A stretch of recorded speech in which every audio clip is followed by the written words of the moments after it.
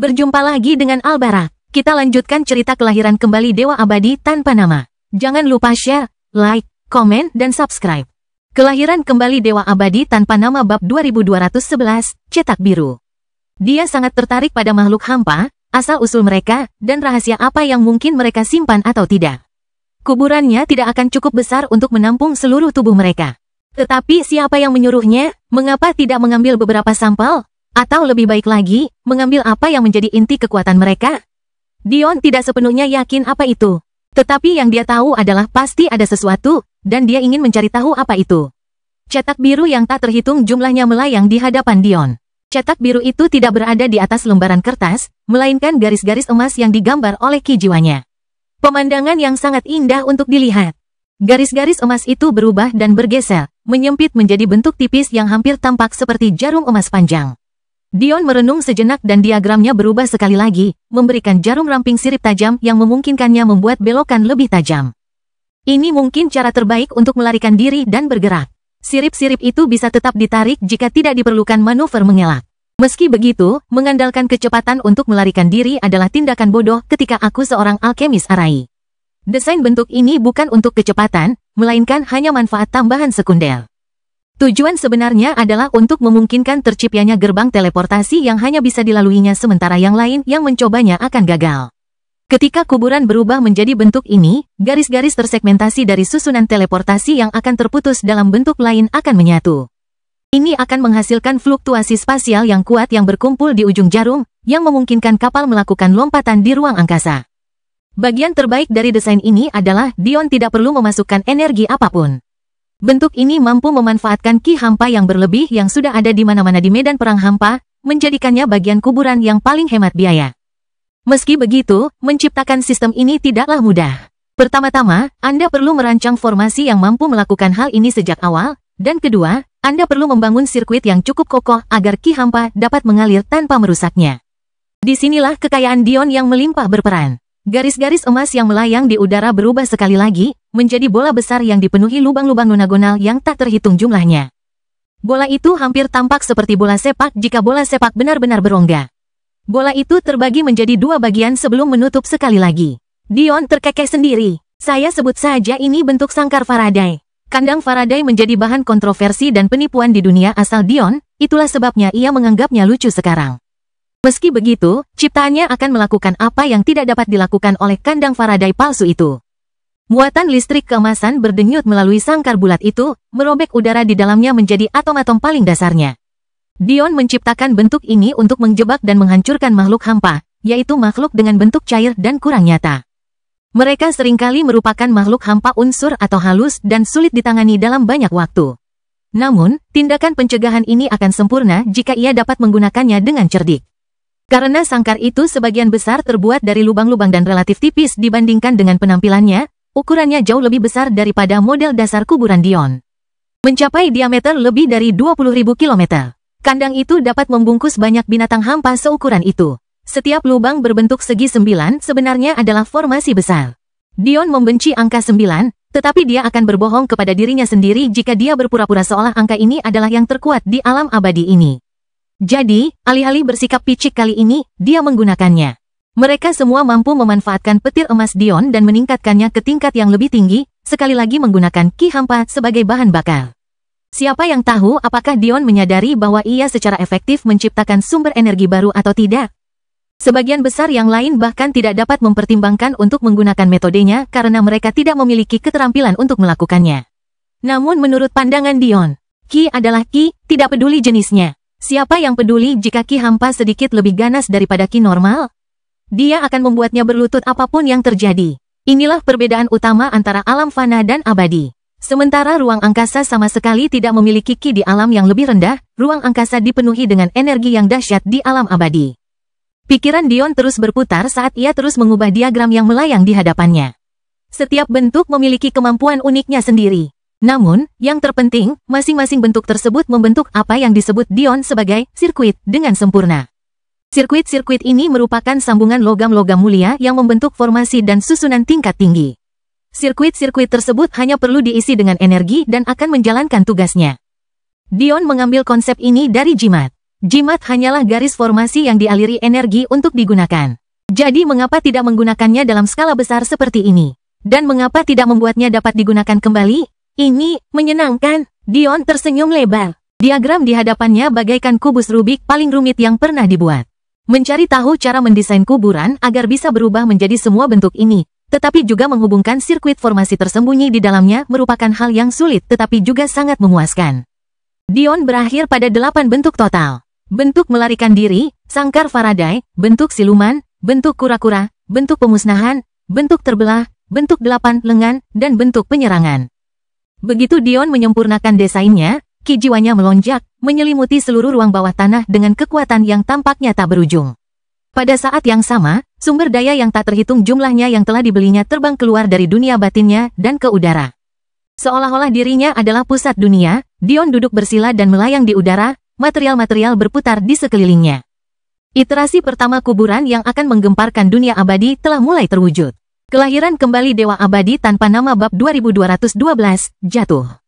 Kau seperti anak kecil yang mendapat mainan baru, lihatlah betapa cerahnya senyummu. Goda Lilith, meskipun tempat tinggal di Sacharo Graveyard sangat terbatas, masih ada satu kamar mewah. Pada saat itu, Saru sedang menyibukkan diri di dapur sementara Lilith melihat ke arah Dion yang sedang duduk di stasiun kontrol dengan ekspresi gembira di wajahnya. Dia tidak dapat memahami mengapa dia tidak pernah membuat sesuatu seperti ini di dunia fana. Dirinya yang berusia 5 tahun akan kehilangan akal sehatnya sekarang. Siapa yang dia bohongi, bahkan dirinya yang sekarang tersenyum lebar. Kau tidak akan mengerti, Dion berpura-pura serius. Aku baru saja menghidupkan Transformer. Ini adalah momen terhebat dalam hidupku. Bahkan lebih hebat dari kelahiran putrimu. Dion berkedip seolah sedang berpikir serius. Setelah beberapa saat, dia berdeham dan mengalihkan pandangan. Alauna kecil akan mengerti, katanya dengan tegas. Pev Lilith tertawa terbahak-bahak, sambil memegang perutnya yang kencang. Saru mendongak dari hidangan yang sedang disiapkannya, senyum tersungging di wajahnya yang cantik. Jarang sekali melihat Dion bersenang-senang seperti itu, dia merasa cukup menyukai sisi dirinya yang seperti ini. Saru, beri aku makan. Seru Lilith, kau harus menunggu setengah hari lagi. Saru berkata tegas, memasak binatang abadi lebih sulit. Wajah Lilith berubah seolah dia tiba-tiba mendengar berita terburuk yang bisa dibayangkan. Sepertinya target pertama kita ada di sini. Tatapan Dion menyempit. Kali ini, dia tidak perlu berpura-pura serius. Dari luar, makam Sacharo tampak tidak berbeda dari asteroid biasa yang melayang di angkasa. Ini adalah mode siluman. Tidak hanya memiliki penampilan luar seperti ini, tetapi juga merupakan warna hitam gelap yang membuatnya sulit untuk dikenali dari dalam kegelapan. Selain itu, semua fluktuasi ki yang datang dari dalam makam sepenuhnya tersembunyi. Bahkan seorang spiritual sage tingkat 6 tidak akan merasakan kehadiran Dion, Saru, dan Lilith dari sini. Jika Dion menyatukan indera keabadiannya sendiri ke dalam lambung makam, bahkan seorang spiritual sage tingkat 7 tidak akan dapat merasakannya. Dan jika dia membakar jiwanya, bahkan seorang spiritual sage tingkat 8 tidak akan dapat merasakannya. Seperti ini, selama Dion mengendalikan kuburannya agar bergerak seperti asteroid normal, akan sangat mustahil bagi siapapun, atau apapun, untuk mengendusnya. Fitur lain dari mode siluman adalah kemampuan pendeteksiannya. Sama seperti kemampuan silumannya, mode ini dapat menerima dorongan dari indera abadi Dion untuk memproyeksikan gambar lingkungan sekitar. Sulit untuk menggunakan indera abadi di medan pertempuran hampa yang penuh ki. Karena itu, Dion hanya dapat menempuh jarak beberapa ribu kilometer. Untuk mengatasinya, ia mengintegrasikan banyak susunan sensor ke dalam setiap mode. Namun, mode siluman memiliki sebagian besarnya. Dengan dukungannya, pemindaian beberapa ratus ribu kilometer dengan detail tinggi bukanlah masalah. Selain itu, ia dapat merasakan datangnya aura kuat dalam jarak 10 juta kilometer. Dion terkunci pada binatang hampa yang berjarak sekitar 50.000 mil jauhnya. Proyeksinya membesar dan membentang di hadapan Dion. Binatang hampa itu berbentuk seperti ubur-ubur, tetapi ini hanya karena tidak ada perbandingan yang lebih baik. Tubuhnya tidak memiliki kelembutan seperti ubur-ubur. Sebaliknya, sulur-sulur yang memanjang di bawah tubuhnya sangat tipis dan datar, berkilauan seperti bilah pedang yang lentur. Kepalanya, atau tubuhnya, yang mana dari keduanya, sulit untuk dikatakan, juga sepenuhnya datar, seperti kepala paku atau palu. Karena mereka masih cukup jauh, Dion mengendalikan kuburan dengan cara yang agak tidak wajar, mengendalikannya untuk secara sempurna mencegat lintasan binatang hampa ubur-ubur. Ruangan mewah itu menjadi sunyi saat mereka semakin mendekat. Binatang hampa tingkat 1. Ini akan jadi ujian pertamamu. Saat mereka memasuki radius 100 km, tatapan Dion berkelebat dan tubuh Fajranya dilepaskan, memenuhi sekelilingnya dengan aura yang menyesakkan. Benar-benar di luar dugaan Dion, dia bahkan belum bertindak ketika binatang hampa itu membeku di tempat dan mulai gemetar hebat, tidak mampu bergerak sedikit pun. Dion terdiam sesaat sebelum akhirnya tersenyum pahit. Tampaknya dia telah meremehkan dirinya sendiri. Di alam fana, tubuh Fajranya ditekan. Selain itu, ia berusaha keras untuk membatasi kekuatannya lebih jauh lagi agar ia tidak dikirim paksa ke alam abadi, sesuatu yang cukup ironis mengingat keadaannya saat ini. Akan tetapi, di alam abadi, bukan saja dia tidak lagi tertekan, ada beberapa faktor lain yang membuat kekuatannya hampir tak terbayangkan. Pertama, alam abadi menekankan hierarki, seseorang hanya perlu melihat penindasan terhadap manusia untuk melihatnya. Dan, bahkan jika Anda maju dalam kultivasi Anda akan selalu ditekan oleh mereka yang lahir pada tingkat abadi yang lebih tinggi. Kedua, Dion sangat serius, jadi dia tidak hanya mengeluarkan semua kemampuannya, tetapi dia juga melampaui batas kemampuannya sebaik mungkin. Dan yang terakhir, ini hanyalah binatang hampa tier 1. Bagaimana ia bisa menahan tekanan dari keberadaan yang eksklusif bagi Dewa Abadi? Saya tidak dapat memutuskan apakah saya harus kecewa atau tidak. Kuburan Sacharo berubah bentuk, menjadi bintang yang berputar dengan tubuh yang melengkung. Energi yang melonjak berkumpul di 10 ujung bintang, melesat keluar dan terkumpul di pusatnya. Ledakan, energi gabungan itu melesat keluar dalam bentuk laser merah yang menyilaukan, menembus ubur-ubur yang gemetar itu dari dasar hingga ke atas kepalanya. Dalam satu serangan, monster hampa tingkat 1 telah tumbang. Dion menenangkan emosinya dan keluar dari wujud bintang 10 titik untuk kembali ke dunia siluman, mengumpulkan potongan-potongan binatang besar itu di sepanjang jalan. Wujud bintang itu dijuluki wujud pemusnahan oleh Dion. Wujud itu memiliki kekuatan serangan tunggal tertinggi dari wujud-wujud yang telah diciptakannya dan pada dasarnya adalah senapan sekali tembak. Kelahiran kembali Dewa Abadi tanpa nama bab 2213, belajar.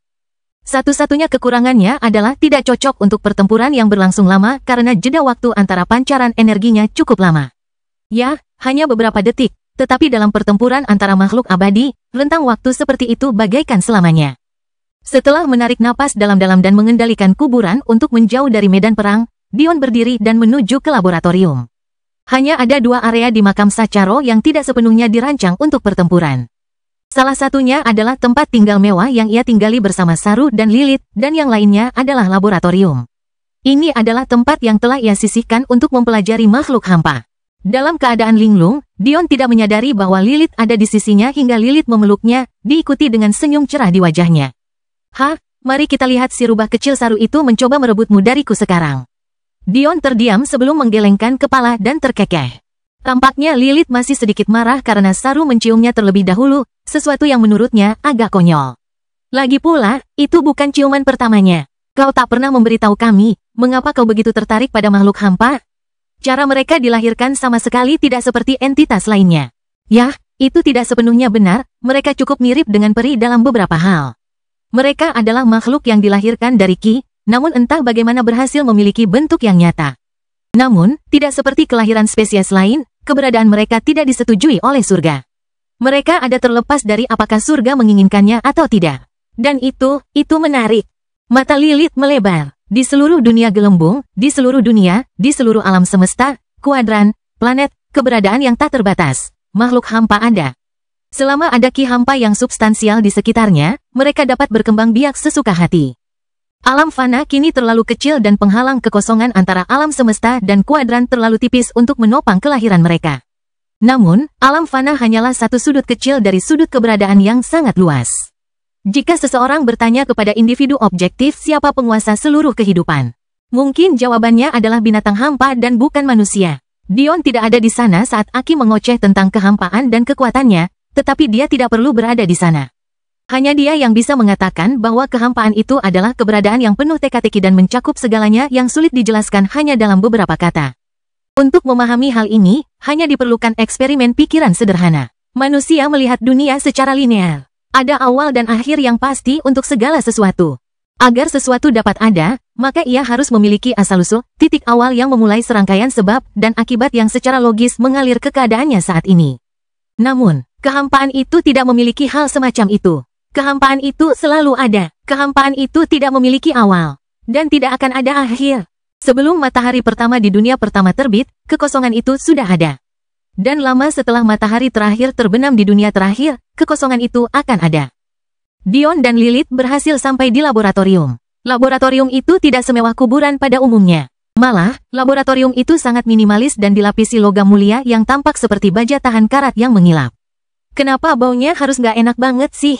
Lilith mengernyitkan hidung kecilnya. Dia ingin memiliki momen romantis pribadi dengan Dion. Tetapi bagaimana mungkin mereka bisa melakukannya dengan bau busuk yang menggantung di udara? Tidak heran mengapa Saru memperhatikan kepergiannya dengan senyum tenang, gadis kecil yang licik itu. Beberapa bagian kepala dan tentakel tajam dari makhluk hampa ubur-ubur tersusun rapi di dalam laboratorium seolah-olah dengan sihir. Namun, tidak peduli seberapa rapi mereka disortir, tidak ada yang mengubah bau yang aneh dan membuat perut mual. Aku punya teori tentang itu. Dion bergumam seolah menanggapi pertanyaan Lilith dengan serius. Mungkin saja baunya tidak benar-benar ada. Kupikir itu karena alasan yang sama mengapa manusia fana berevolusi untuk merasakan bau jamur yang sangat tidak sedap. Dion percaya bahwa makhluk hampa bagi para pembudidaya sama seperti jamur bagi manusia. Itu adalah masalah evolusi yang sederhana. Pada zaman prasejarah, mungkin ada banyak calon manusia yang mati karena memakan makanan busuk. Seiring berjalannya waktu, mereka yang selamat adalah mereka yang menghindari jamur karena indera penciuman mereka membencinya. Dengan cara yang sama, para pembudidaya mungkin menganggap void beast sebagai sesuatu yang layak dihindari. Tidak ada yang secara inheren buruk tentang jamur atau void beast. Itu hanya masalah perspektif. Namun, analogi seperti itu membuat rasa ingin tahu Dion semakin memuncak. Tidak semua jamur mematikan, banyak yang mematikan, tetapi banyak juga yang memiliki manfaat luas, mulai dari memperkaya makanan hingga menghasilkan antibiotik yang menyelamatkan nyawa. Siapa yang bisa mengatakan bahwa makhluk hampa tidak mirip? Rahasia apa yang mereka simpan sangat menarik perhatian Dion. Jika orang lain mendengar pikirannya, mereka mungkin akan menganggapnya orang gila. Namun, itulah yang diinginkan Dion. Setidaknya begitulah. Dia akan menjadi salah satu dari sedikit orang yang diuntungkan. Bagaimana Anda akan mempelajarinya? Lilith sebenarnya tidak tertarik pada hal-hal seperti itu. Selain pedangnya dan Dion, dia tidak terlalu peduli dengan hal lain selain keinginannya untuk bebas. Namun, karena merasa Dion tampak benar-benar fokus pada waktu yang ada dan ingin menghabiskan lebih banyak waktu dengannya, dia tidak dapat menahan diri untuk tidak menanyakan pertanyaan-pertanyaan ini. Saya menghabiskan waktu puluhan tahun untuk memahami jalur alkimia arai yang diciptakan sendiri oleh guru saya. Jalur ini mengajarkan saya banyak hal tentang bagaimana dunia alkimia dan dunia teori urat rahasia dapat saling terhubung. Ada banyak potensi yang tersembunyi dalam gagasan menempa pil dengan daging dan darah. Sama seperti aku menganalisis tanaman surgawi sejauh ini, aku ingin melihat rahasia apa saja yang tersembunyi di dalam makhluk hampa. Tatapan Lilith bersinar dengan kilatan aneh. Jika hal seperti itu mungkin, bukankah itu berarti Dion berharap suatu hari dapat menciptakan binatang buas dari alkimia arai miliknya seperti ia menciptakan tanaman surgawi? Bukankah itu terlalu berlebihan? Kelahiran kembali Dewa Abadi tanpa nama bab 2214, Bingo. Dion tersenyum, seolah bisa membaca pikiran Lilith. Kurasa aku tidak akan pernah bisa melakukan itu. Yah, itu mungkin saja, tapi, lihat ini, ki jiwa Dion melonjak. Pada saat berikutnya, Lilith menyaksikan sebuah pemandangan yang membuatnya pucat pasi karena ngeri. Dengan sangat cepat, ki jiwa Dion mulai membungkus dirinya sendiri, membentuk kerja batin yang rumit beberapa tingkat lebih rumit daripada yang pernah dilihat Lilith sebelumnya. Namun, beberapa saat kemudian, rune-rune itu dengan cepat berubah menjadi tulang, lalu daging, lalu lapisan kulit, lalu bulu tebal. Dalam beberapa saat, seekor tikus kecil yang menggemaskan muncul. Ia duduk di atas meja-meja baja dengan mata terpejam seolah-olah sedang tidur siang yang menyenangkan. Namun, dengan sangat cepat, begitu ia kehilangan dukungan dari ki jiwa Dion, ia mulai menua dan layu. Bulunya yang hitam lebat dengan cepat berubah menjadi abu-abu dan mulai rontok. Kulitnya yang merah muda cerah berubah menjadi warna hijau pucat yang aneh dan keriput. Dan kemudian, seolah itu belum cukup, ia runtuh menjadi tumpukan abu seolah-olah telah terbakar dari dalam keluar. Lilith memucat di samping dirinya sendiri. Bukan karena pemandangan itu terlalu menjijikkan. Jika dibandingkan dengan sisa-sisa binatang buas di ruangan ini, itu beberapa tingkat lebih baik. Namun, secara tidak sadar dia merasa bahwa dia baru saja menyaksikan sesuatu yang mengerikan, terlalu mengerikan untuk diungkapkan dengan kata-kata. Baru setelah ia mendengar napas Dion yang terengah-engah dari sampingnya, ia tersadar, menoleh ke arahnya dengan ekspresi khawatir. Ia menoleh tepat pada waktunya untuk melihat kilatan terakhir jiwa Dion yang terbakar. Gumpalan kecil api putih ilusi menari-nari di kulitnya untuk terakhir kalinya sebelum menghilang. Dion tersenyum tipis menanggapi kekhawatiran Lilith yang berlebihan. Ia bahkan menyeka keringat di dahi Dion. Dion hanya sedikit lelah, tidak seperti dia sedang sekarat. Inilah kenyataannya, kata Dion setelah mengatur napasnya. Membangun tubuh dari daging dan darah bukanlah hal yang mustahil, hanya saja persyaratannya jauh lebih ketat. Apakah karena Anda membutuhkan jiwa yang lebih kuat untuk mempertahankannya? Tidak harus. Ada banyak cara yang bisa kugunakan untuk mempertahankannya tanpa membebani diriku sendiri. Aku punya banyak ide, salah satunya adalah mengganti darah dengan zat kaya nutrisi buatanku sendiri. Itu juga tidak akan terlalu sulit. Lilith tidak bisa menahan diri untuk tidak menatap Dion dengan kagum. Apakah alkimia arai miliknya benar-benar mencapai level ini? Bahkan menciptakan kehidupan bukanlah hal yang mustahil? Jika kebenaran seperti itu diketahui oleh alam abadi, kegemparan macam apa yang akan ditimbulkannya? Masalah sebenarnya nomor 2, kata Dion agak serius. Ada 2 pilar kehidupan yang tidak akan pernah bisa kutiru sekeras apapun aku berusaha. Yang pertama adalah saripati darah. Esensi darah adalah sesuatu yang sulit dipahami Dion. Ada alasan mengapa dia begitu terkejut ketika peri darah yang memakan tubuh Raja Naga mampu melewati hukum surga untuk menyerapnya. Namun, masalah itu pun tidak terlalu besar. Esensi darah hanya terbagi menjadi keuntungan garis keturunan yang diwariskan melalui klan.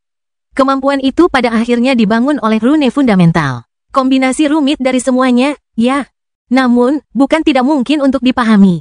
Dalam pertarungannya dengan 3 penguasa berwajah, Dion telah merampas kemampuan banyak spesies tingkat tinggi dari siklop hingga burung gagak berkaki 3. Jadi, ia tahu itu bukan hal yang mustahil. Yang harus ia lakukan adalah memburu cukup banyak spesies.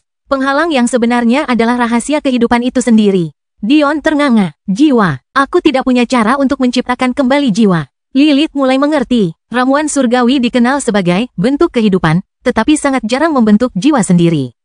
Akibatnya, Dion sangat mudah untuk mereplikasi mereka. Namun, makhluk hidup sejati dengan daging dan darah memiliki hal-hal yang mustahil untuk direkonstruksi yang tersembunyi di dalam diri mereka. Bagaimana mungkin menciptakan jiwa? Tidak bisakah kau menempa tubuh dan kemudian menemukan jiwa yang cocok dengannya? Dion menyeringai. Itu ide yang bagus. Satu-satunya masalah adalah jiwa dan tubuh harus cocok. Pada akhirnya, Anda harus merekonstruksi tubuh dalam bentuk jiwa, dan sudah ada banyak teknik yang bisa melakukannya. Bahkan, guru saya dan suaminya dibangkitkan oleh salah satu dari mereka. Saat itu, saya tidak akan melakukan sesuatu yang inovatif. Saya hanya akan menemukan metode baru untuk melakukan sesuatu yang sudah memiliki banyak solusi. Yang mengatakan, Dion meraih udara, menyebabkan jiwa yang menghitam muncul di telapak tangannya. Itu adalah jiwa dari binatang buas ubur-ubur. Jiwa ini sangat sederhana. Bahkan seandainya tikus yang saya ciptakan sebelumnya memiliki jiwa, jiwa itu akan jauh lebih rumit dari ini. Maksud Anda dapat menciptakannya kembali karena kesederhanaannya. Dion tersenyum getir. Tidak, meskipun ini adalah jiwa paling sederhana yang pernah kulihat dalam hidupku, tetap saja mustahil bagiku untuk merekonstruksi bahkan sebagian kecilnya. Aku bahkan tidak bisa membayangkan bagaimana aku akan memulainya. Gunung ini terlalu tinggi untuk didaki. Oh, Lilith sedikit kecewa. Lalu kenapa kau begitu bersemangat? Apakah kau hanya mempermainkanku? Lilith cemberut, tampak seperti gadis kecil yang sedang mengamuk. Baiklah, jika gadis kecil itu adalah gadis cantik yang menggoda dengan rambut putih yang terurai.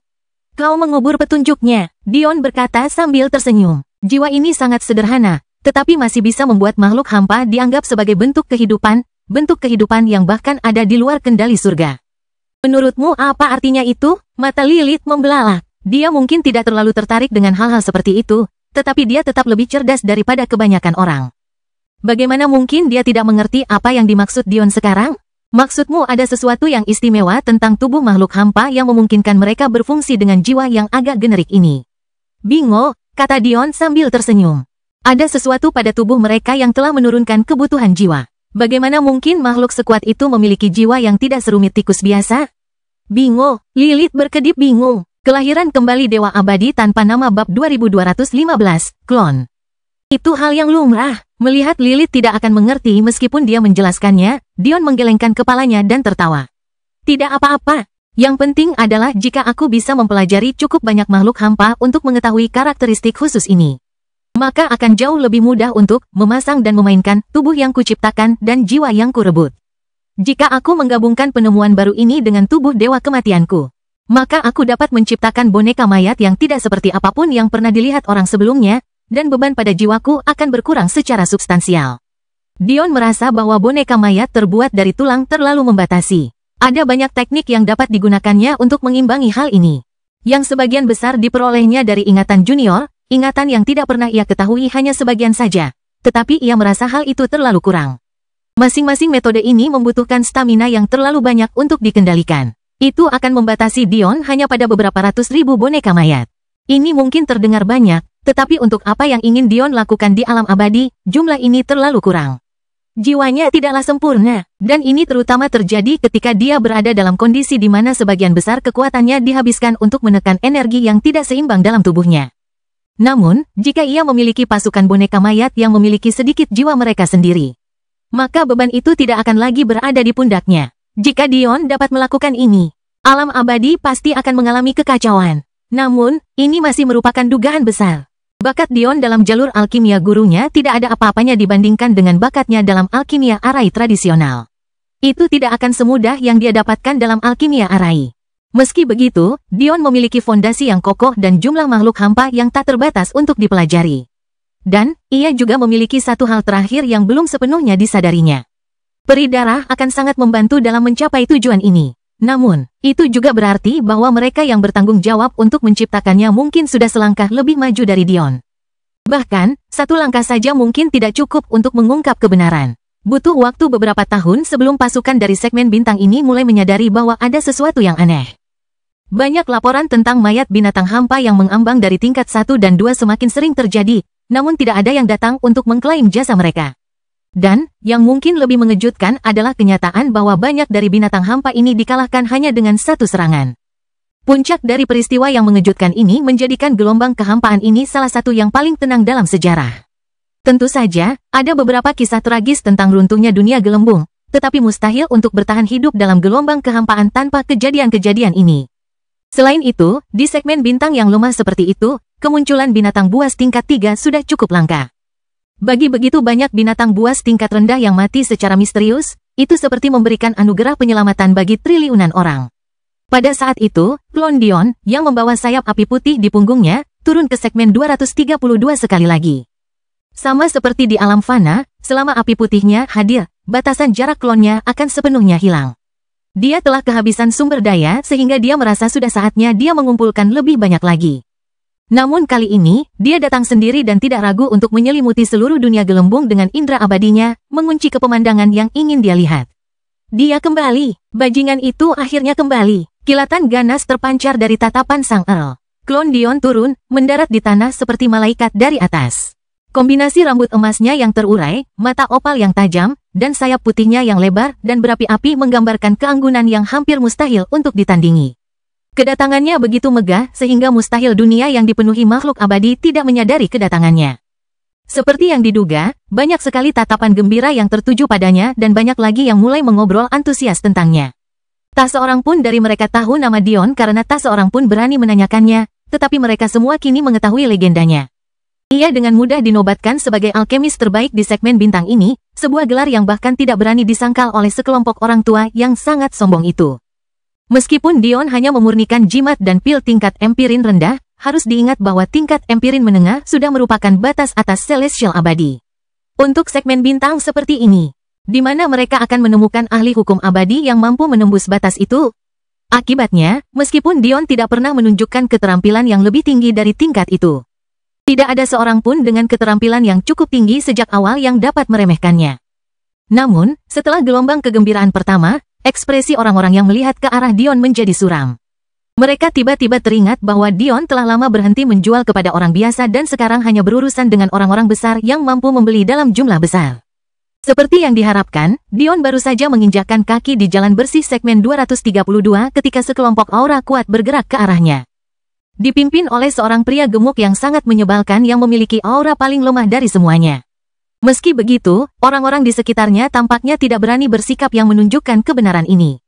Kepala mereka tetap sedikit tertunduk dan langkah mereka pun mundur satu langkah, mengikuti jejak pria itu. Dion dengan acuh tak acuh memperhatikan saat Earl berjalan ke arahnya, sikapnya menimbulkan dikotomi yang jelas antara dirinya dan pengikut pria gemuk itu. Wajah Earl tetap ramah dan tidak ada sedikit pun kedipan di tatapannya, tetapi hatinya sudah bergejolak karena marah. Dia sudah cukup pandai menyembunyikan emosinya yang sebenarnya selama hidupnya. Sebagai orang yang telah dipandang rendah begitu lama dan bahkan sampai hari ini, dia tahu bagaimana cara mengubur emosi tersebut dan menunggu saat yang tepat. Kelahiran kembali Dewa Abadi tanpa nama bab 2216, berbeda. Sayangnya, ia tidak begitu pandai menahan diri untuk tidak memiliki emosi tersebut, jadi ia selalu berusaha membuktikan dirinya. Yang terhormat High Empyrean Elf. Earl menyapa dengan sopan. Karena tidak ada yang tahu nama Dion dan dia tampaknya tidak berniat memberitahu mereka, mereka hanya bisa memanggilnya dengan sebutan itu. Saya dikenal sebagai Earl atau The Earl, saya adalah kanselir segmen 232. Saya senang Anda memilih untuk kembali ke pasar sederhana kami. Meskipun saya ingin menghubungi Anda sebelumnya, saya takut Anda akan menganggapnya sebagai penghinaan. Saya tidak ingin dianggap sebagai orang yang mencoba menjalin hubungan dengan Anda hanya karena Anda mengambil risiko di dunia gelembung kecil saya. Sang Earl tersenyum. Aktingnya sangat bagus sehingga banyak orang bahkan merasa sangat hormat padanya. Siapa yang tidak ingin menjalin hubungan persahabatan dengan seorang High Elf? Fakta bahwa ia menahan diri begitu lama membuat mereka yang tidak tahu sifat asli Sang Earl memandangnya dengan cara berbeda. Pada akhirnya, bagaimana mungkin seorang manusia biasa mampu membangun pasar terbesar di segmen bintang? Tidak peduli seberapa lemah segmen bintang, akan tetap ada triliunan orang yang harus dilawan. Orang yang menang tanpa diragukan lagi akan menjadi orang berbakat bahkan di antara orang-orang berbakat. Dion mengangguk samar, tetapi tidak menunjukkan niat untuk menanggapi. Seolah-olah dia memberitahu Earl untuk melanjutkannya. Atau, bertanya kepadanya mengapa dia tidak terus meninggalkannya sendirian. Hati Sang Earl bergetar dalam hati dengan sedikit firasat buruk, tetapi ekspresinya tetap ramah. Sebenarnya aku tidak punya pilihan selain datang ke High Empyrean Elf yang terhormat pada hari ini. Seperti yang kau tahu, gelombang kehampaan tidak datang begitu saja, gelombang itu seringkali terkait secara kausal dengan kejadian lain. Butuh waktu untuk menemukan akar penyebabnya, tetapi setelah hampir 1 dekade, kami akhirnya menemukan penyebabnya. Saya tidak akan membuat Anda penasaran dan langsung ke intinya. Dunia warisan Dewa Abadi Prajurit Yin telah menembus kehampaan sekali lagi, dan kali ini, segmen bintang kitalah yang akan menjadi orbitnya. Sayangnya, saya tidak memiliki kualifikasi untuk menjelajahi dunia warisan ini sendirian, dan saya juga tidak memiliki bawahan yang selevel dengan saya. Saya berharap dapat menjalin kemitraan dengan Tuan High Elf. Sebagai gantinya, saya akan menyediakan semua dana dan sumber daya yang Anda butuhkan selama 5 tahun. Namun, begitu dunia ini terbuka, saya harap Anda akan membimbing saya untuk mendapatkan beberapa keuntungan. Dion akhirnya mengangkat sebelah alisnya, perubahan pertama dalam ekspresinya sejak ia mendarat di sini. Ia tidak terlalu peduli dengan legasi World. Yang menurutnya menarik adalah fakta bahwa Earl ini benar-benar berani membicarakannya dengan lantang di depan begitu banyak saksi. Di alam abadi, contoh-contoh legasi World sedikit berbeda. Pertemuan pertama Dion dengan dunia warisan adalah dengan Demon Sage. Saat itu, Force Academy harus berusaha keras mencari lokasinya dan bahkan mengorbankan nyawa ribuan muridnya hanya untuk mengumpulkan cukup kekuatan guna membukanya. Selain itu, Dion ingat bahwa katakombe klan kerajaan Belmont memiliki banyak dunia warisan yang tersembunyi di dalamnya. Sebagian besar kekuatan kekaisarannya yang cepat terbentuk karena penjelajahan dan penjarahan dunia-dunia ini. Semua ini berarti Dion tidak asing dengan Legacy Worlds. Meski begitu, fungsinya berbeda di alam abadi. Perbedaan yang utama dan paling penting adalah bahwa Legacy Worlds, terutama yang berasal dari Dewa Abadi, pada dasarnya tidak bisa diselesaikan dalam 1 kali percobaan. Dunia warisan abadi hampir dapat dianggap sebagai dunia yang berdiri sendiri. Beberapa dunia yang paling kuat bahkan memiliki hukum khusus untuk diri mereka sendiri. Akibatnya, dunia warisan abadi biasanya mengalami siklus. Mereka memiliki orbit yang tidak teratur dan akan melayang di antara realitas dan alam gaib. Terkadang, ketika mereka cukup dekat dengan alam nyata, mereka akan menerobos dan terbuka untuk beberapa waktu sebelum bergerak menjauh lagi. Sayangnya, akibat sampingannya adalah lonjakan kekosongan. Meskipun itu bukan satu-satunya alasan terjadinya lonjakan kekosongan, itu jelas salah satunya. Setiap kali dunia warisan abadi muncul, seseorang dapat masuk untuk jangka waktu tertentu, tetapi harus keluar sebelum dunia tersebut kembali ke dunia halus. Jika tidak, mereka akan terjebak di sana hingga dunia tersebut menyeberang ke dunia nyata. Ini mungkin terdengar seperti hal yang hebat. Lagi pula, selama dunia akhirnya pulih. Bukankah itu berarti Anda akan memiliki lebih banyak waktu untuk menjelajah dan memperoleh manfaat? Sayangnya, ini jelas merupakan kasus di mana lebih banyak tidak selalu lebih baik. Di alam antara itu, binatang buas merajalela. Dan, ini bukan hanya binatang buas tingkat biasa, tetapi bahkan binatang buas tier 9 yang menentang surga memiliki peluang bagus untuk muncul beberapa kali dalam siklus 100 tahun. Selain itu, di tempat itu, tidak ada ki selain ki hampa. Karena itu, ki akan perlahan layu, meridian Anda mengering dan tubuh Anda kehilangan nutrisi yang dibutuhkan untuk bertahan hidup seiring berjalannya waktu.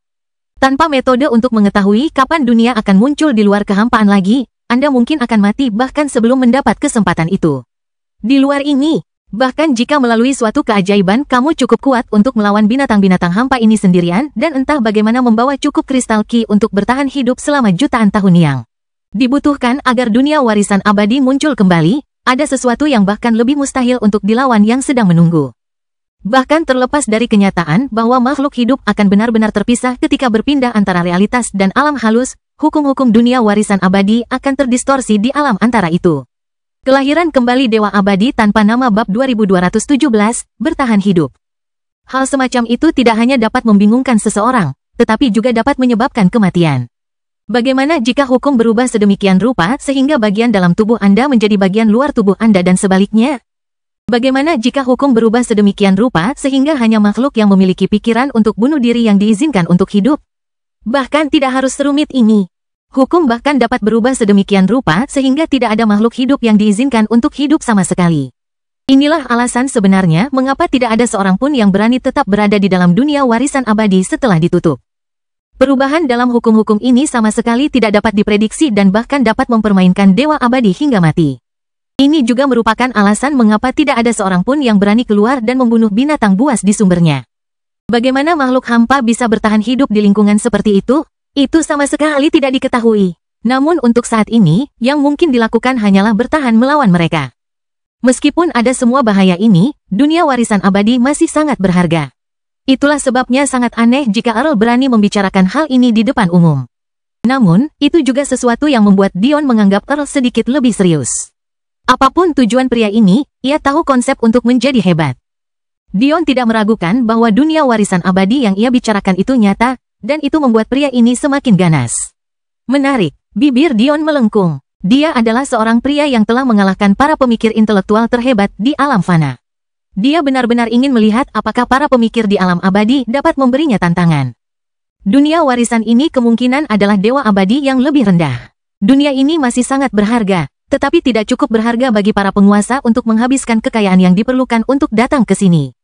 Ini berarti bahwa mereka yang akan bersaing untuk mendapatkan dunia ini adalah mereka yang menurut Earl masih dalam kemampuannya untuk dihadapi. Setelah menghabiskan sebagian besar tahun-tahun terakhir hidupnya dengan bermeditasi di depan inti dunia atau berdiri di laboratorium, dia tidak meregangkan kakinya dalam waktu yang lama. Baiklah, kalau begitu aku akan membantumu, kata Dion santai, suaranya mengandung daya tarik tersendiri. Sang Earl menyeringai liar, tidak dapat menyembunyikan kegembiraannya. Pria ini mengenakan sesuatu yang dapat menghalangi kemampuan garis keturunan Eostre untuk membaca emosi. Aku punya firasat bahwa dia tidak ingin muncul di hadapanku sebelum dia mendapatkan harta karun ini terlebih dahulu. Mungkin dia bisa memberiku kesenangan. Petik 1. Meskipun begitu, dia pasti akan menyesal memberiku batas kredit yang tidak perlu aku bayar kembali. Kedua lelaki itu saling memandang dengan senyum di mata mereka. Keduanya sedang merencanakan sesuatu dan keduanya percaya bahwa mereka jauh lebih cerdas daripada yang lain. Menurutmu dia sedang merencanakan sesuatu? Mungkin. Dion mengangguk. Dia kembali ke lab sekali lagi. Atau lebih tepatnya, tubuh aslinya selalu ada di sini, tetapi kloningannya membawa kembali sumber daya yang hampir dijarahnya dari Earl tanpa hukuman. Dia yakin sekarang bahwa jantung pria gemuk itu berdarah dan mungkin akan keluar kapan saja sekarang. Apakah dia bodoh? Suara Lilith terdengar lagi seolah berusaha meredam tawanya sendiri. Dion menyeringai. Mungkin, menurut pandangan Dion yang sebenarnya, dia tidak percaya demikian. Jika dia adalah seseorang dengan kecerdasan normal, rencana Earl ini mungkin benar-benar berhasil. Masalahnya adalah meskipun berhasil, itu akan merugikan kloningannya, jadi siapa yang peduli? Setelah jiwanya bertambah kuat, ia kembali mampu menciptakan 90% klon. Bahkan, menciptakan klon lebih mudah baginya sekarang daripada sebelumnya. Dion merasa bahwa penciptaan klon memiliki batasan buatan yang ditetapkan oleh surga, tidak seperti batasan usia buatan yang ada di alam fana. Surga tampaknya tidak terlalu menyukai teknik dalam kategori itu. Saat Dion melepaskan diri dari surga dan mulai merekonstruksi tekniknya dari rune fundamental, batasan itu menjadi sangat longgar, memungkinkannya untuk membuat klon tingkat tinggi dengan lebih mudah. Klon 90% sudah lebih dari cukup untuk mencapai apa yang perlu dicapainya. Ini mungkin kesempatan yang bagus, kata Dion tiba-tiba. Dunia warisan abadi lebih kecil dari dunia gelembung, tetapi juga bisa dipindahkan. Jika aku bisa memurnikannya menjadi harta karun, kita bisa menggunakannya sebagai pangkalan. Dion tidak pernah berusaha keras untuk menjadi pandai besi senjata. Ia tidak begitu mencintainya seperti ia mencintai alkimia Arai, ia juga tidak punya banyak waktu luang untuk dihabiskan untuk itu. Namun, setelah pada dasarnya dipaksa untuk menyelami dunia untuk memburu binatang buas, ia memperoleh wawasan tentang sejumlah jalur tidak konvensional yang mungkin dapat ia gunakan. Mengambil alih dunia gelembung akan mudah. Lagi pula, Dion memiliki koordinat banyak dunia tak berpenghuni. Namun, ia tidak berniat menetap di segmen bintang yang lemah ini. Namun, jika dia memurnikan dunia warisan menjadi harta karun, itu bisa lebih dari sedikit berguna. Memperbaiki dunia warisan, apakah itu mungkin? Seharusnya begitu. Aku hanya perlu menstabilkan inti dunianya. Dan, seharusnya lebih mudah untuk melakukannya mengingat ini adalah dunia buatan. Aku ragu Dewa Abadi yang lebih rendah memiliki pemahaman yang lebih tinggi tentang rune dasar daripada aku. Pada saat itu, semuanya akan berjalan lancar. Satu-satunya masalah adalah aku belum pernah mendengar tentang Dewa Abadi prajurit Yin ini sebelumnya. Tapi kurasa aku akan segera mengetahuinya. Dion merasa bahwa ia sudah dekat dengan terobosan dalam studinya. Dan, semakin dekat ia melangkah, semakin banyak gelombang yang bergolak dalam hatinya. Ada begitu banyak rahasia yang terkubur dalam-dalam di tubuh makhluk hampa, begitu banyak sehingga dia tidak berani lagi percaya bahwa dialah satu-satunya yang pernah mempelajarinya. Jika dalam triliunan tahun alam abadi telah ada karena tidak ada yang berpikir untuk mempelajari makhluk-makhluk ini, makhluk abadi tidak akan layak menyandang nama mereka. Satu-satunya pertanyaan yang tersisa adalah rahasia apa yang mereka gali? Apakah rahasia itu lebih dalam daripada temuannya sendiri? Dan dalam kasus itu, bagaimana ia akan menghadapi musuh yang memahami misteri ini? Kelahiran kembali Dewa Abadi tanpa nama bab 2218, Peri. Silakan, Peri tinggi yang terhormat. Ini adalah kuburan terbaik yang berada di bawah kendaliku. Ini pasti akan memberi kita jalan yang aman menuju dunia warisan abadi.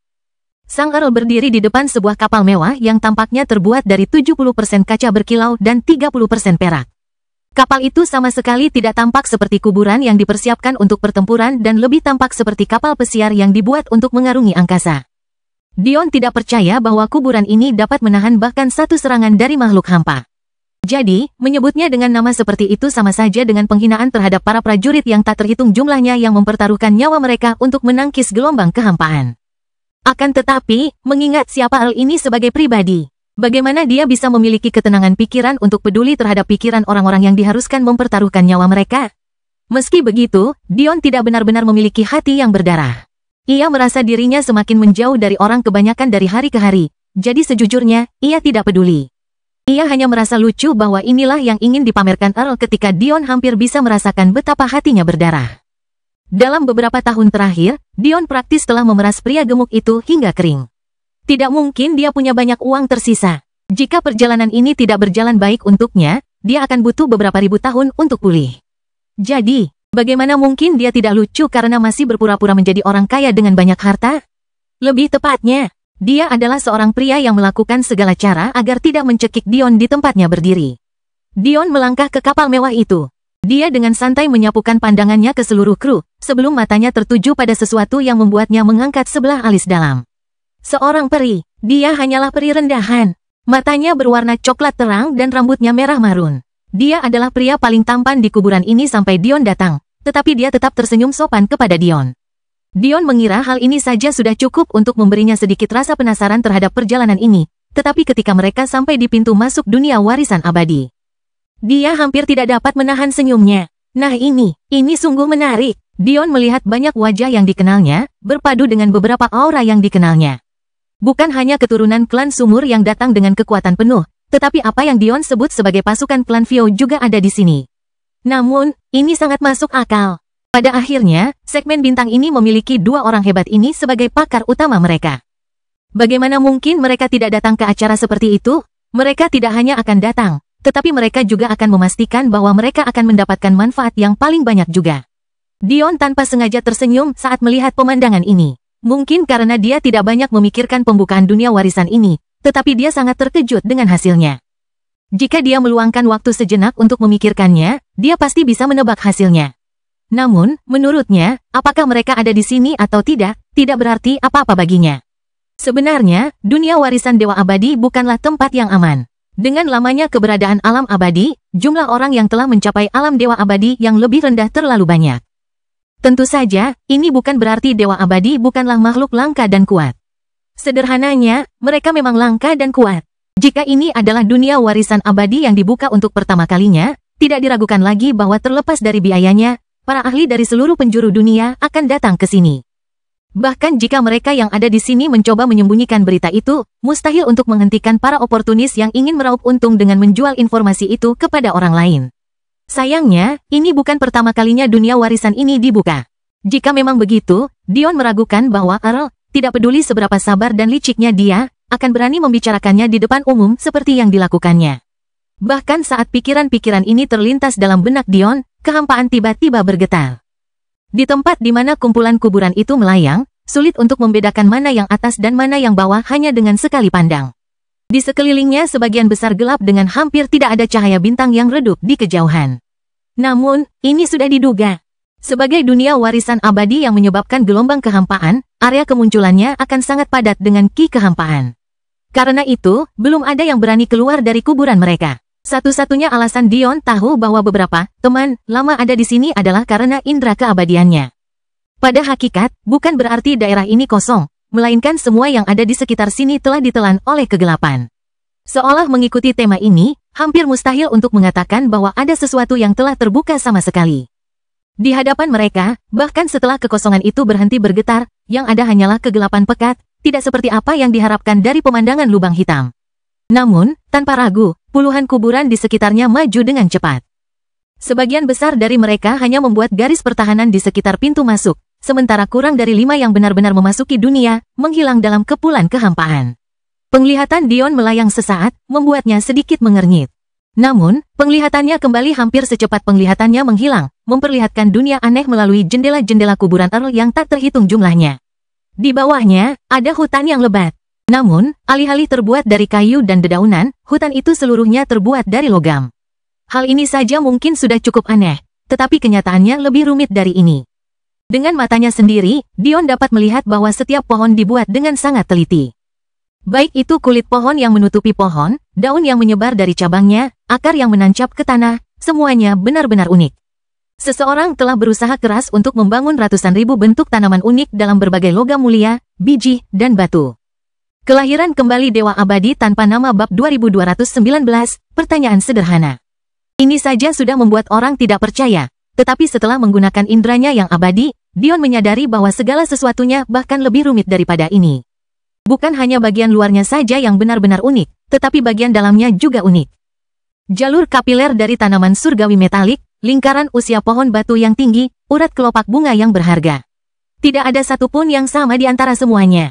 Dion benar-benar tercengang. Dunia ini tidak besar menurut standar biasa, hanya sekitar 10.000 mil lebarnya. Selain itu, karena batasan khusus yang ditetapkan oleh penciptanya, mustahil bagi Dion untuk mencakup semuanya secara bersamaan dengan indera abadinya tanpa menguras energi mentalnya sepenuhnya. Namun, Dion tidak perlu melihat lebih banyak lagi untuk memastikan bahwa setiap tempat lain persis seperti ini. Prajurit Yin Dewa Abadi ini jelas bukan karakter yang sederhana. Kekuatannya tidak relevan bagi Dion saat ini. Hanya ini yang perlu dilihat Dion untuk mengetahui seberapa tekun pria ini dalam keahliannya dan seberapa besar rasa sukanya terhadap keahlian tersebut. Lingkungan sekitar mungkin suram dan mencekam, bagaimana mungkin tidak demikian ketika kehijauan digantikan oleh benda mati yang gelap dan tenang. Namun, Dion merasa bahwa tempat ini sangat indah. Ia merasa bahwa pria ini mencintai pekerjaannya tidak kurang dari dirinya mencintai alkimia arai. Namun, ketika Dion mendongak, dia tidak bisa menahan rasa kecewa. Dia tampaknya satu-satunya yang melirik hutan ini sedetik pun. Dia tidak bisa menahan rasa tidak nyaman di hatinya. Earl, siapa ini? Itu pertanyaan sederhana, tetapi tatapan Dion berkedip sedikit. Pada saat itu, seorang tetua dari kelompok Vio telah mengajukan pertanyaan ini kepada Earl yang memiliki Dion dalam bentuk klan Eostrade dan Low Elf di sisinya. Dia mengenali Low Elf itu sebagai Cassius. Dan, meskipun mereka sadar bahwa dia hanyalah Low Elf, mereka tetap sangat menghormatinya. Bagaimanapun, meskipun dia memiliki kedudukan rendah di hegemon elf, dia tetap menjadi bagian dari hegemon itu. Namun, Dion adalah orang yang belum pernah mereka lihat secara langsung. Namun, mengingat betapa terkenalnya Dion dan betapa mencolok penampilannya, mereka tidak perlu banyak berpikir untuk menebak bahwa dia adalah peri tinggi empirin yang baru-baru ini menjadi perbincangan. Kelompok itu baru saja meninggalkan kuburan mereka dan memasuki alun-alun kota kosong yang dikelilingi pilar-pilar batu tinggi ketika semua orang mengalihkan pandangan mereka ke arah kelompok Dion. Sekarang, masalah yang Dion tangkap sudah jelas. Earl telah mengundang Dion di depan umum, dia tidak berusaha menyembunyikan apapun. Bagaimana mungkin klan-klan ini tidak mengetahui hal itu? Satu-satunya penjelasan yang mungkin adalah bahwa Earl, dengan cara yang tidak diketahui, telah mampu menemukan cara untuk menyembunyikan informasi ini bahkan setelah membiarkannya menyebar begitu saja pada awalnya. Dion merasakan angin sepoi-sepoi yang dingin membelai hatinya. Kendali yang dimiliki Earl ini atas segmen 232 lebih besar dari yang ia kira. Ini pembantuku, kata Earl dengan santai, seolah tidak berniat menjelaskan. Para anggota klan Vio menunjukkan ekspresi dingin, tetapi bagaimana mereka bisa terus bertanya? Mereka takut jika mereka bertanya. Mereka mungkin akan membuat Dion marah karena membuatnya tampak seolah-olah dia tidak diterima. Padahal kenyataannya mereka hanya kesal karena Earl tiba-tiba melemparkan kartu truf seperti itu ke wajah mereka tanpa membiarkan satupun dari mereka mengetahui sedikit pun konspirasinya. Sang Earl tersenyum puas atas reaksi mereka, tetapi dia bahkan lebih puas lagi saat mengetahui peri tinggi ini tidak membantah kenyataan bahwa dia adalah seorang pembantu. Siapa peduli kalau kau seorang peri tinggi? Bukankah kau pun takluk pada uangku? Earl tidak peduli jika Dion hanya menekan dirinya sendiri demi memeras lebih banyak uang darinya karena pada akhirnya ini adalah jenis sikap puas diri yang ia harapkan akan terus dimiliki Dion. Dengan cara ini, tidak akan ada cara baginya untuk bersiap saat ia ditikam dari belakang. Itulah sebabnya dia berusaha keras membawa alasan seperti itu ke kuburan. Dia ingin Dion percaya bahwa dia masih memiliki cadangan yang tak terhitung jumlahnya sehingga Dion akan terus mengikuti perintahnya seperti anjing yang patuh. Jika keadaannya seperti ini, peluangnya untuk berhasil hampir 100%. Inilah saatnya bagiku. Aku akan bangkit ke puncak tanpa bakat kultivasi dan bahkan menginjak-injak peri tinggi dengan telapak kakiku. Karena Anda tidak ingin memperkenalkan saya kepada Tuan, saya akan memperkenalkan diri saya sendiri. Tetua klan Vio itu dengan cekatan pulih dan tersenyum ke arah Dion. Saya siswa, Tetua Agung klan Vio, senang bertemu dengan Anda. Dion mengangguk pelan, tetapi ini adalah respons yang mereka semua harapkan. Jadi tidak ada yang tersinggung dengan hasilnya. Meskipun, semakin arogan Dion terhadap orang lain, semakin puas diri sang Earl. Kita tidak perlu menghabiskan banyak waktu untuk membicarakan hal yang sudah jelas. Earl menyela sebelum siswa bisa melanjutkan. Semua yang diperoleh di dalam akan diperoleh dengan kekuatan. Ini adalah pembukaan dunia ke-16, jadi sepertinya sudah tidak banyak yang tersisa, tetapi ini masih belum menjadi alasan untuk berselisih satu sama lain. Bagaimanapun, kita semua harus hidup dengan ramah sebagai satu kesatuan setelah semua ini berakhir. Meskipun tidak menyukai tindakan Earl sebelumnya, mereka tetap setuju dengan kata-katanya. Setelah ini, dengan kemudahan yang terlatih berkat informasi yang telah mereka peroleh pada pembukaan dunia warisan ini sebelumnya, mereka menuangkan ki mereka ke dalam rune kotak kosong tersebut. Setelah ki mencapai titik jenuh, semuanya menjadi gelap sesaat sebelum cahaya kembali. Seolah-olah lampu berkedip sesaat meskipun mereka tidak berada di dalam ruangan. Kelahiran kembali Dewa Abadi tanpa nama bab 2220, boneka. Ketika mata mereka kembali terbiasa, kota yang kosong itu tiba-tiba menjadi ramai. Suasananya seperti suasana era Victoria, yang hanya kekurangan pakaian berupa gaun mengembang dan topi tinggi yang mencolok. Bahkan, Dion kesulitan memahami mengapa ia menghubungkan kedua hal ini hingga akhirnya ia mengerti. Itulah estetika kota. Kota itu dibangun seperti film detektif lama dan semuanya bernuansa putih, hitam, dan abu-abu. Ada sesuatu yang tidak nyambung juga, seolah-olah ruang kosong sebelumnya dan ruang baru yang ramai ini merupakan realitas yang tumpang tindih yang melintas di antara keduanya. Jika diperhatikan dengan seksama, orang-orang di kota baru yang ramai ini bukanlah orang sama sekali, melainkan boneka yang dibuat dengan baik. Masalahnya adalah bahwa tanpa akal abadi, pada dasarnya mustahil bagi siapapun yang memiliki akal ilahi untuk mengatakan hal ini.